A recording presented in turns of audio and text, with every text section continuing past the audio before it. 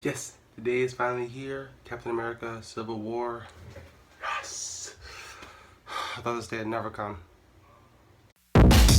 Yeah, no, no, yeah, no, Alright, so Captain America Civil War is basically, I'll give you a synopsis. The Avengers kind of fuck up some shit. People don't like the Avengers because they cause too much chaos after saving the world, which I guess people still die and they still blame them even though they saved their ungrateful asses, and they're still blaming the Avengers. And now the government wants them to be, well, not the government, but basically the United, basically the whole world wants them supervised. They want them to do what they want, and some Avengers agree with them, some don't. Obviously, Cap disagree with it. Iron Man is for it because Iron Man wants to take responsibility of ownership of what they've done, and Cap thinks that yes, some casualties happen, but they're good in their own hands. They don't want to be unsupervised. They don't want to be like another shield being corrupt.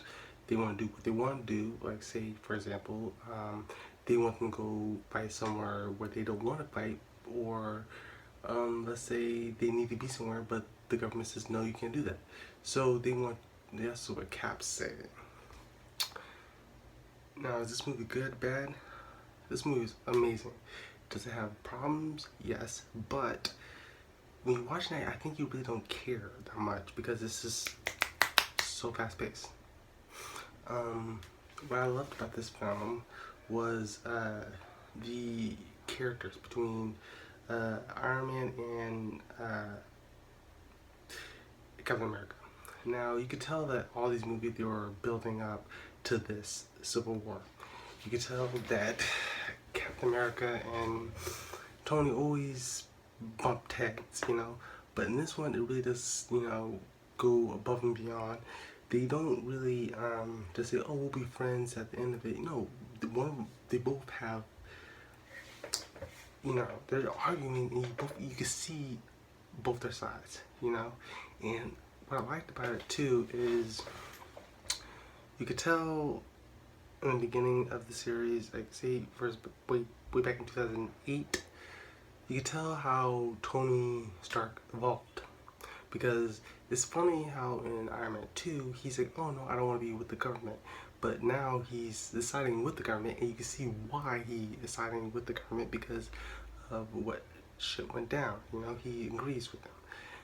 As in, with Captain America, on the other hand, he was always taught to believe in, um, the military chain of command. But now he's going against it because he lost faith in it. You know. So yeah, and it's kind of funny too because I also feel like with all that stuff, all the stuff that was going on in the movie, you could tell that there's Iron Man, Spider-Man, uh, Black Widow, all these other characters in it, and so you make you wonder, is it still going to be like a Captain America film? And yes, it does. It totally is a Captain America film. So that's something I was going into with concern, but now that I've seen the film, I think that it's brilliant. It's obviously a Captain America film, and I can't explain it enough because the trailers make it look like, oh well, it's just this huge Avengers Part 2, but no, it's not. It's or Avengers 2.1, but it's not. It's a Captain America film.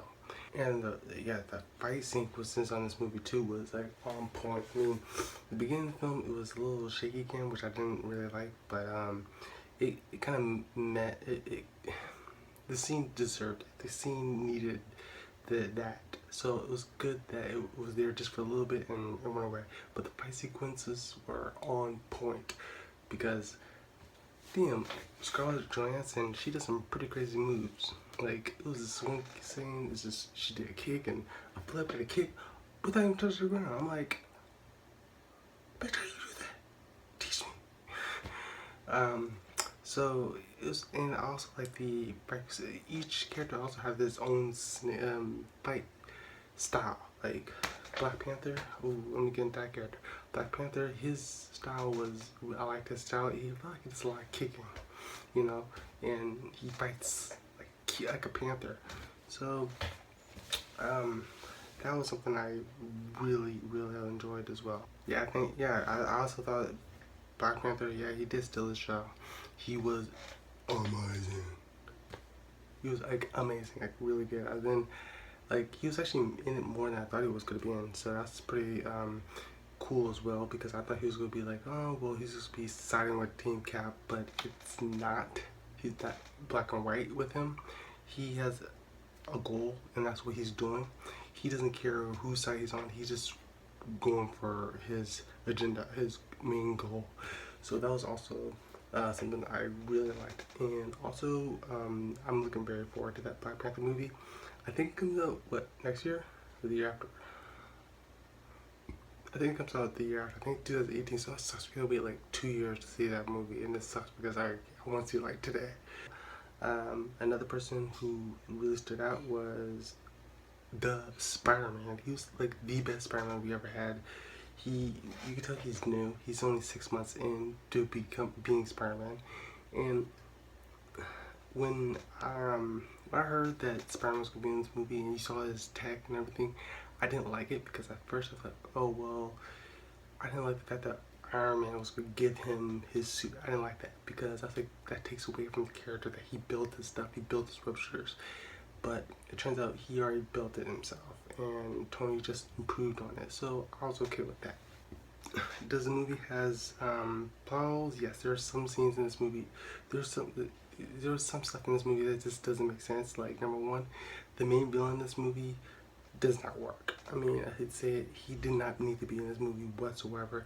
And at the end of it, when you see his main goal, it was pretty stupid. Like, it was just too convenient. It reminded me of Batman vs Superman, where Lex conveniently planned everything out so Batman and Superman could fight.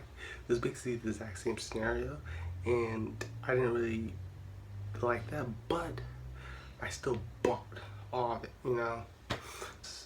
And last and certainly not least, I have to give it up to the Russo brothers. They did an amazing job in this film. I mean, I'm actually glad that they're directing the Avengers, was it Infinity Wars 1 and 2? I'm glad that they're taking care of it because this felt more realistic. Their style is good and it's down to earth. So I'm glad that they do this. I like the directors that Marvel deals with because you could tell that Marvel gets TV directors. TV directors is not like big. They don't go for the big directors. They go for the small directors.